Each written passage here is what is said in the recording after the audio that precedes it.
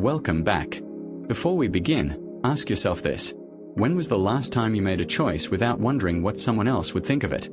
If you cannot remember, stay with me, because what you are about to hear may change the way you see yourself. Have you ever noticed that you are no longer truly living, but constantly observing yourself through the eyes of others? Sometimes it is just a very subtle feeling. You think carefully before you speak. Adjust your emotions to be appropriate. Weigh every choice to see whether it will be accepted or not. You still do everything as usual, but somewhere inside there is a part of you that always steps back, waiting for a reaction from the world before daring to move forward. Carl Jung believed that there is a very important moment in psychological life when a person begins to feel tired of always orienting outward. Not tired from failure, but tired from constantly measuring oneself by the world. And that moment is not a sign that you are losing direction, but a signal that it is time to turn back to yourself. This video does not teach you to ignore the world, nor does it advise you to cut yourself off from people. It simply guides you through a very deep journey, from living by the external gaze, to focus only on yourself. If you feel that this title touches something very familiar within you, it may not be accidental. Perhaps you are ready for a different way of living, one where you no longer need the world's validation to know that you are on the right path. Stay until the end, because it is very possible that what you are searching for outside is precisely what has been waiting for you inside, all along. There is a very familiar stage in human life, yet few people realize how dangerous it can be. It is the moment when you begin to feel that your worth rises and falls according to other people's eyes. A compliment lifts your mood for the entire day. Silence makes you restless and uneasy. A single unfriendly look is enough to make you doubt your entire path. On the surface, life still goes on normally. You work, you communicate, you try to fulfill your roles, but inside, something very subtle is slipping away. Your inner center no longer resides within you. Carl Jung argued that the moment a person measures their self-worth by the external gaze is the moment they lose the deepest anchor of their psychological life. Not because others are wrong, but because you have handed over the authority to define yourself to something outside your control. At that point, inner life is no longer guided by the self, but is controlled by collective signals, looks, reactions, social standards. You no longer ask, "Is this right for me?" but instead ask, "Will this be accepted?" Jung did not view the desire for recognition as a moral flaw. He did not judge people for it. On the contrary, he saw it as a very natural sign of an unfinished developmental stage. When the self has not yet been established, when a person does not yet have a stable inner axis, they are forced to use the external world as a mirror to know who they are. Not because they are weak, but because they do not yet have a strong enough inner core to validate themselves. As Jung once wrote, "Until you make the unconscious conscious, it will direct your life, and you will call it fate." Imagine a person walking through a forest without a compass. That person is forced to look at where the crowd is going. If everyone turns left, he turns left. If the majority stops, he stops. Not because it is the right path, but because he has no other way of knowing the direction. Jung called this state living by the collective map. You do not truly know where you are going. You only know that you do not want to be left behind. And it is precisely in this state that alienation begins. Alienation, in Jungian psychology, is not about doing something bad or living immorally. Alienation is when you live increasingly far from your true self, while believing that you are being appropriate, fine, or up to standard. You choose a field of study because it is considered successful. You choose a lifestyle because it is admired. Each individual choice seems reasonable. But over time, you begin to feel empty and exhausted, as if you are living a life that does not fully belong to you. This is not a crisis, but the first whisper of the neglected self. I once met a man in his 30s who worked non-stop and was always praised as diligent and successful. But whenever he had free time, when no one needed him or acknowledged him, he felt empty and anxious. He stayed busy not purely out of passion, but out of fear of that feeling returning. At the same time, he constantly compared himself with people his age, and always felt slower, less accomplished, not enough. He did not realize that each comparison was a denial of his own unique process, a process that, as Jung emphasized, is never identical to anyone else's. Jung believed that each person has a very individual rhythm of psychological development. When you live by the external gaze, you force yourself to follow someone else's rhythm. And when that rhythm does not match your natural process, inner conflict emerges. Fatigue, disorientation, and the feeling of not living your own life are the consequences of that conflict. Focus only on yourself, from Jung's perspective, is not a call to selfishness or isolation. It is an invitation to return to the inner anchor that has been neglected. It is stopping the use of the external gaze to define who you are. It is beginning to ask, what truly has meaning for me, even if no one acknowledges it? When you begin to ask these questions, you are preparing to step out of the collective map and find your own compass. And the moment you suddenly realize that you have lived too long through the eyes of others, that is not a collapse, but a very gentle call from within. A reminder that it is time to stop, return, and listen to what truly wants to live through you. There is a very subtle moment when you begin to realize that you have lived too long through the eyes of others. And at that very moment, a quiet question arises. So, who exactly has been living in my place all these years? According to Jung, the answer is often not other people, but a very familiar psychological structure that is rarely confronted directly, the persona. This is the social mask we learn to wear from a very early age, in order to adapt, to be accepted, and to avoid being excluded from the group. The persona was not created to harm us. It was created to help us survive in the human world. The problem begins when we forget that it is only a role, and start believing that it is who we truly are. Jung emphasized that the persona was never meant to carry meaning in life. It is a tool, not the essence. When you begin to seek life's meaning, a sense of existence, and inner security through that mask, a very deep misalignment occurs. You no longer live from the inside out, but live to maintain an external image. And the tighter you cling to that image, the farther you drift from yourself. The fear of being judged is what gradually turns the persona from a tool into a prison. At first, you simply want to avoid trouble, avoid conflict, avoid being judged. You adjust your words to be tactful, suppress emotions to be appropriate, choose a safe way of living so as not to disappoint anyone. But over time, you begin to feel that you are no longer allowed to deviate from that role. Every divergent thought creates anxiety. The persona no longer protects you from the world. It protects the world from your true self. Jung warned very clearly about this when he wrote, "The persona is that which in reality one is not, but which oneself, as well as others, think one is." When you fully identify with a persona, you begin to live for an image rather than for inner truth. From there, a very subtle form of addiction emerges, addiction to recognition. You need praise to feel okay, positive feedback to believe that you are right. Not because you are selfish or shallow, but because you have placed your sense of worth into the mask rather than into the self. A friend of mine works in a creative environment and is always described as pleasant, professional, and a perfect fit. She knows exactly what to say in meetings, what to post on social media, and what image to present so as not to make anyone uncomfortable. But in a very private conversation, she admitted that she no longer knows what she truly enjoys. Every time she wants to do something different, she immediately hears a series of questions in her head. Will others find it strange? Will they be disappointed? Will they judge me? She is not living badly, but she has lived too long within the persona and has lost the feeling of living authentically. Her anxiety does not come from failure, but from having no place left to take the mask off. Focus only on yourself, in this context, does not mean rebellion or abandoning all social roles. Jung did not encourage blind destruction. Focusing on yourself here means beginning to recognize what is persona and what is self. It means daring to see that certain aspects of how you live exist only to be accepted, not because they arise from inner truth. And when you begin to loosen the persona, even slightly, anxiety appears, because you are leaving a long familiar zone of safety. But Jung believed that this anxiety is not a sign that you are going the wrong way, but a sign that you are touching truth.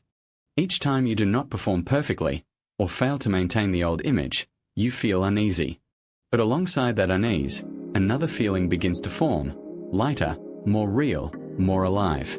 You do not need to remove the persona all at once.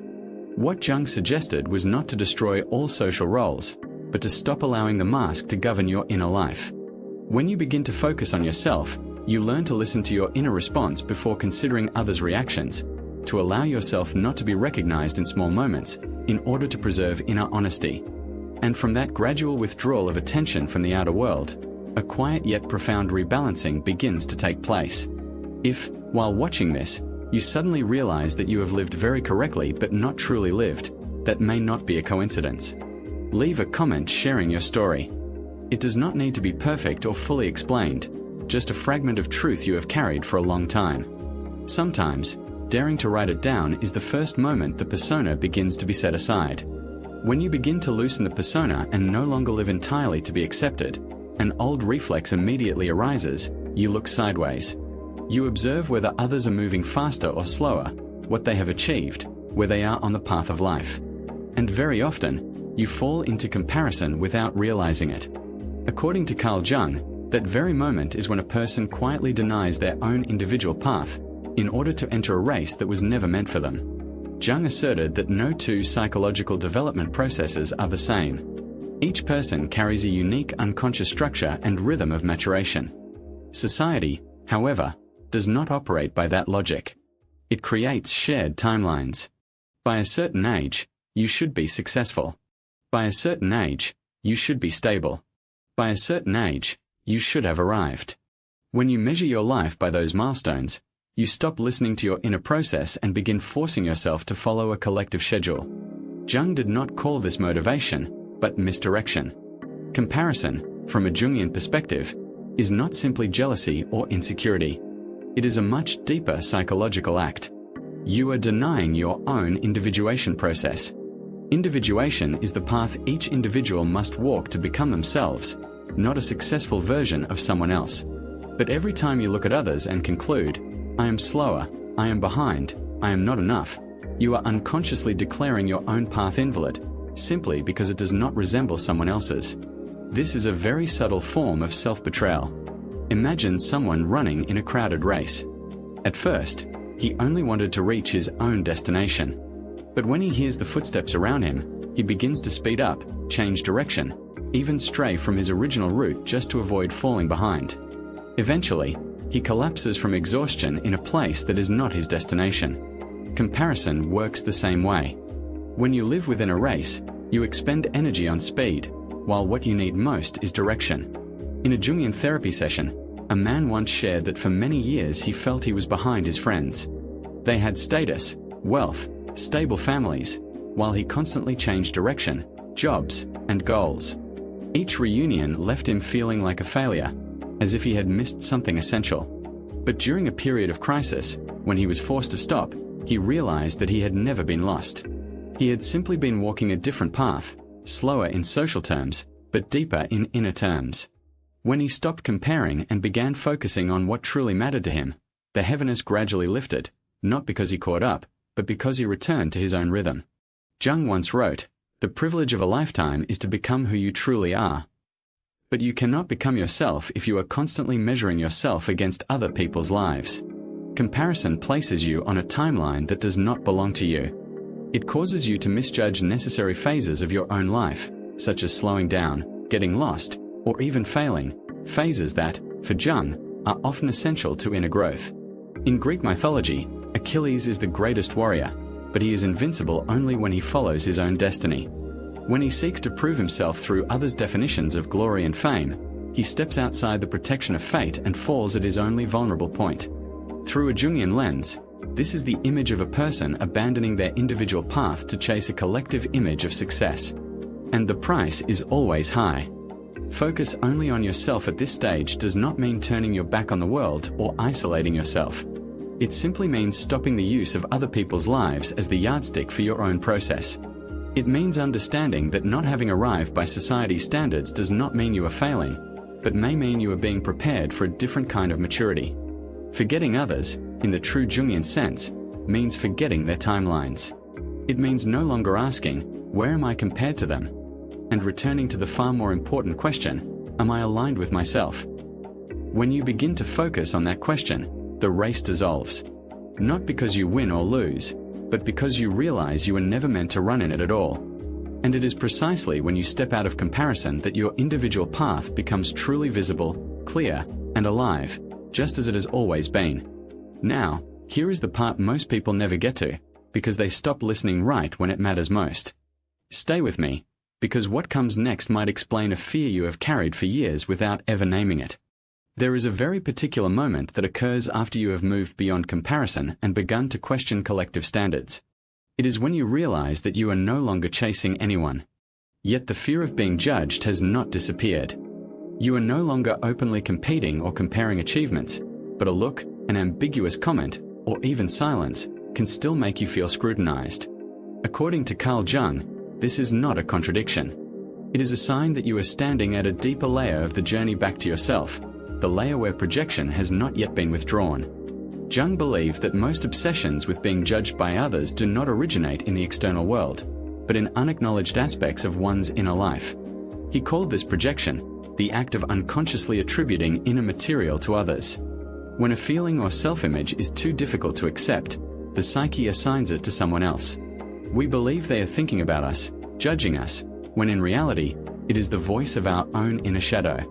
Jung wrote, "Everything that irritates us about others can lead us to an understanding of ourselves." The fear of being judged operates through the same mechanism. You may believe that others are being harsh toward you, but look more closely. Who is it that does not allow you to make mistakes?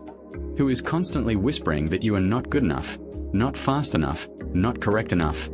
Very often, it is not anyone outside, but a part of you, the shadow, the repressed and denied aspect of the psyche. When the shadow is not acknowledged, it does not disappear, but continues to influence how you interpret the world. Let me tell you about a woman who was constantly worried that her colleagues did not respect her. She felt that every question carried doubt, and every piece of feedback was criticism.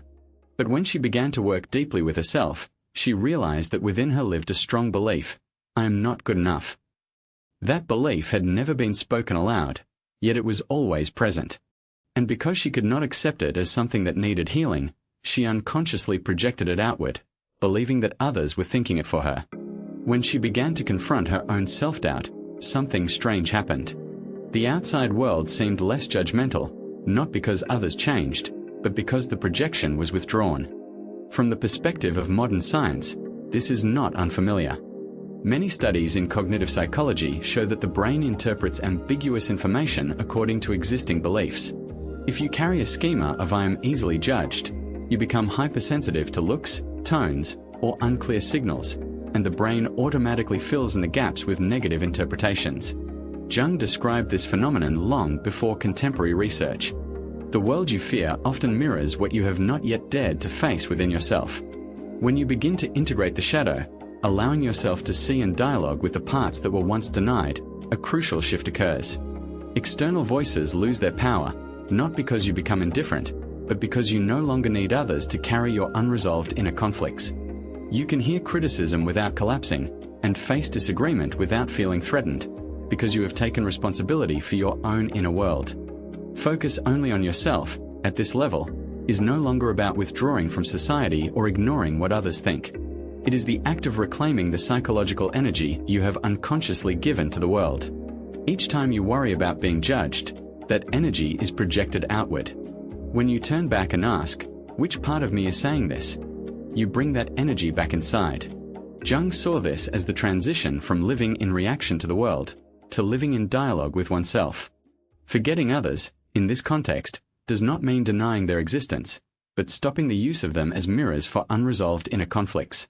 When you no longer need the world to carry what you have not yet accepted, the world becomes more neutral and less threatening. And in that silence, a new kind of freedom emerges. When projection is withdrawn, you stop asking, "Who is judging me?" and begin asking, "What within me wants to be seen?" And the moment you dare to stay with that question, you take a very deep step on the path back to yourself.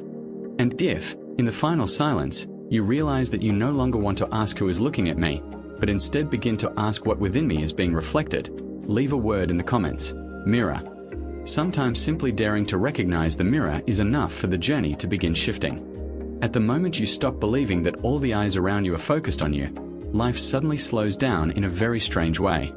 The noises that once crowded your mind gradually recede, and in that settling silence, you begin to touch a familiar state that has long been avoided, the feeling of solitude. According to Jung, this is not a step backward, but a sign that you are moving closer to your inner center. Jung viewed solitude in a completely different way from the common human fear. For him, solitude does not mean abandonment, lack, or social failure. Solitude is sacred space where the soul can finally speak without being drowned out. He once wrote, "Loneliness does not come from having no people around you, but from being unable to communicate the things that seem important to you." When you have lived too long under the gaze of others, you rarely truly hear what is important to yourself. Therefore, withdrawing from the crowd is not escape, but a necessary condition for inner truth to appear. When you are constantly reacting to the opinions, expectations, and emotions of others, the self has no space to coordinate life. You may function very efficiently and integrate well, but inside, there remains a quiet space that has never been touched. And precisely because of fear of that quiet space, people often cling to business and constant interaction as a way to avoid it. Imagine solitude as a lake in the early morning. When the wind blows, the surface is constantly rippling, reflecting distorted and unclear images. Only when the wind calms does the surface become still, and the image beneath begins to appear. Psychological life is the same. When you are always surrounded by the voices of others, you only see fleeting reflections. But when you dare to be alone, no longer reacting, deeper layers of yourself begin to emerge. Silence does not create the true voice. It only allows that voice to be heard. A very typical story is the journey of Steve Jobs during the period when he left Apple in the 1980s. When he was pushed out of the very company he founded, Jobs entered a phase that outwardly looked like failure, but inwardly was a profound withdrawal.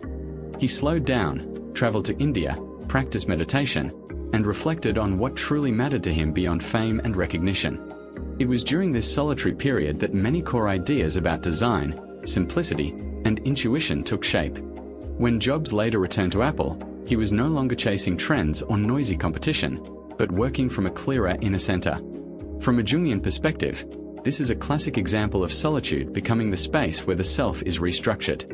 What makes many people afraid of solitude is not being alone itself, but what will surface when there is no one left to distract them. In silence, avoided questions begin to appear. True desires, unnamed sadness, and inner conflicts once covered by social life begin to demand attention.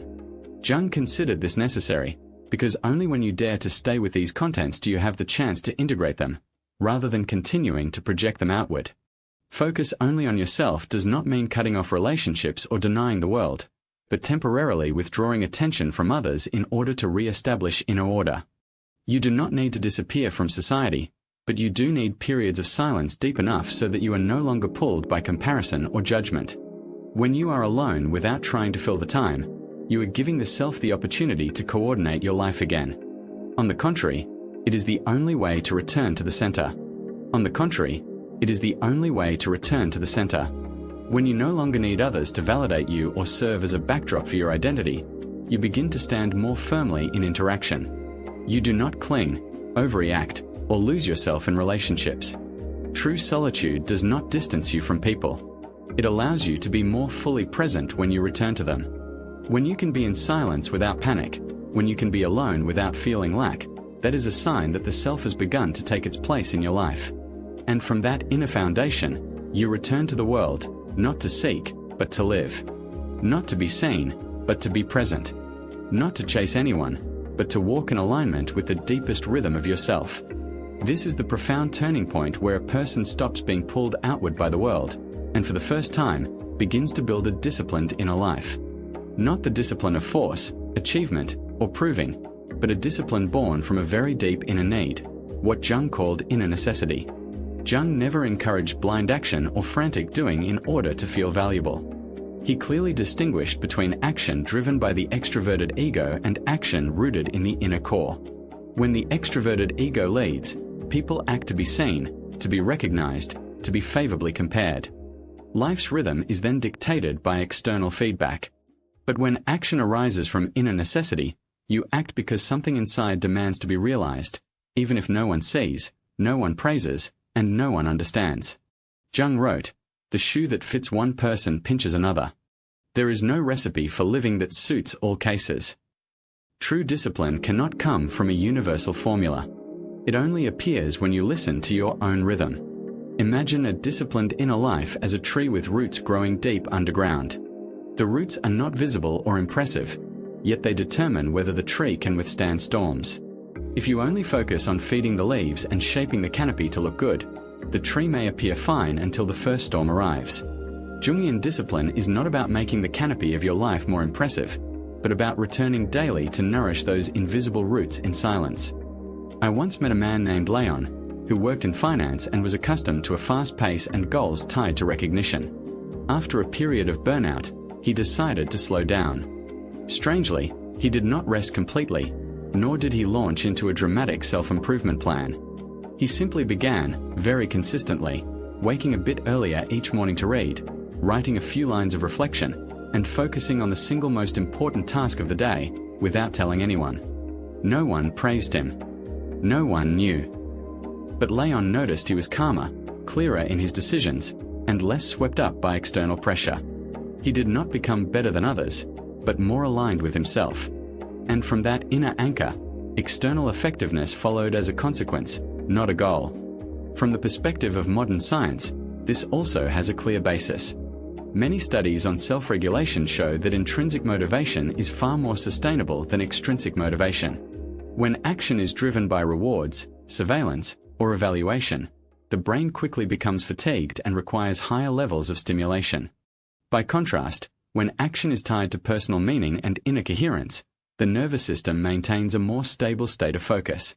Jung described this phenomenon early on, in the language of depth psychology. Psychic energy flows long-term only when it serves the process of becoming oneself. Focus only on yourself, at this stage, is no longer turning away from the world, but establishing a new order of priorities. You invest in yourself not to surpass others, but to avoid betraying what you know to be true for you. You may do less than others, move slower than others, but each step carries weight. This discipline is often lonely, because it does not produce a compelling story to tell. There are no immediate achievements, no applause, and precisely because of that, it remains undisturbed. True growth, from Jung's perspective, is almost always silent. It does not resemble a breakthrough, but a quiet accumulation. Each day you choose to do what is necessary without being pushed. Each time you keep your word to yourself in very small matters, you strengthen your inner center. And when that center becomes solid, you act in the world without being dragged by it. When inner life is disciplined, you no longer need excessive external control. You do not have to force yourself to try harder, because the energy is already there. You do not need to prove, because the direction is clear. And it is precisely then that you realize a very Jungian paradox. The more deeply you focus on yourself, the more steadily you are present in life. Quiet and showy, but with weight. This is the discipline no one sees. Yet it supports your entire life. And if these words touch you in a very calm way, not explosive, but enough to make you pause and look more deeply at your own rhythm of living, press like on this video. Not as an external response, but as a small sign that you are choosing to listen to something very real inside. Sometimes even such a silent gesture is a form of inner discipline. So what happens when you have built a disciplined inner life, yet still feel as though you are waiting for the world to respond? When you are no longer chaotic, no longer chasing comparison, no longer reacting blindly, but somewhere inside there remains a very subtle movement, the wish to be acknowledged, to be seen, to receive confirmation that you are on the right path. According to Jung, this is not a failure of the inward journey, but the next stage of ego maturation, the moment when energy truly begins to withdraw from the world. When the ego is immature, it needs reflection to know that it exists. Praise, attention, and positive feedback from outside serve as mirrors through which the ego takes shape. But Jung believed the ego is not meant to remain in that state. As the ego matures, it no longer needs the world to constantly tell it that it is okay. It begins to stand on a different foundation, inner unity. At this point, value no longer comes from how much you have, how many people recognize you, or where you stand in the social order, but from a deep inner sense that what you live, think, and do are not in conflict with one another. Many people confuse focus on yourself with egoism, pride, or withdrawal. But from a Jungian perspective, withdrawing energy from the world is not turning away from others, but stopping the use of them as a source of your sense of worth. When you still need validation, it means a portion of your psychic energy is still flowing outward, waiting to be returned in the form of praise or attention. And as a result, your emotional life remains externally regulated, even if you appear independent on the surface. I once knew the story of Anna, a woman who had moved beyond comparison and was no longer overly afraid of judgment.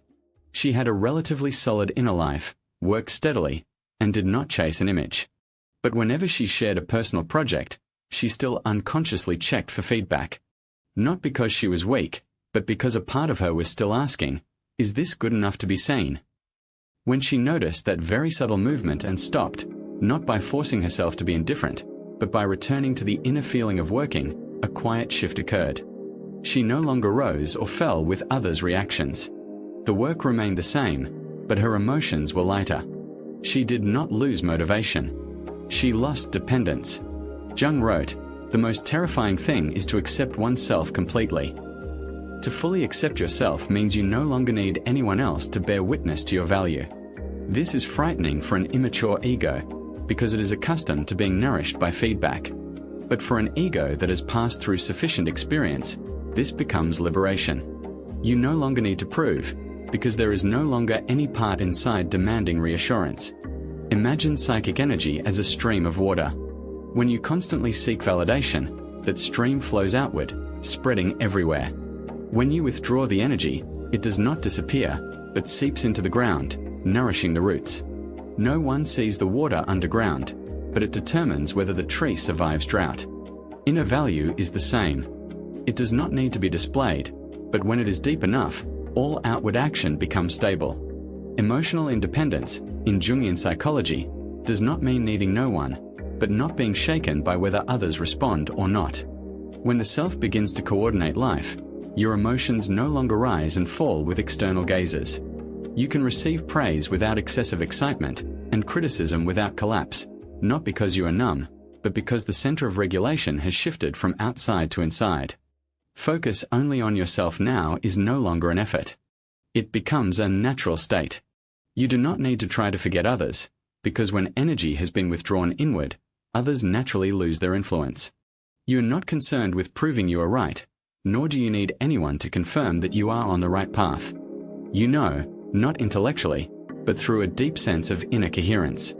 And this is a very particular moment of psychological maturity, when you realize you are no longer living to be seen, not to be recognized, but not to betray what you know to be true. The world is still there. People are still there. But they no longer hold authority over your inner life. And in that very quiet withdrawal, a rare form of freedom appears, a freedom that does not need to oppose anyone or surpass anyone, because you are no longer standing on the same axis of measurement. When you reach this point in the journey, you may realize that focus only on yourself was never an act of rebellion, nor a cold withdrawal.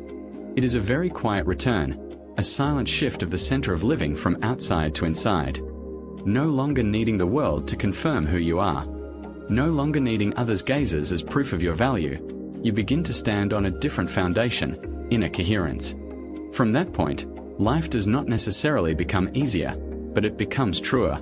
You no longer have to live fast to keep up with anyone, live correctly to be accepted, or live big to be seen. You only need to live in alignment with what is moving most deeply within you. And paradoxically, it is precisely when you stop seeking your place in the world that the world no longer has the power to shake you. If this video makes you pause for a moment, or touches a very familiar feeling you have never named, share it with someone who is also tired of living under others' gazes. And if you want to continue this journey into the inner life, subscribe to stay with us, not to become a better version for the world, but to no longer lose yourself within it.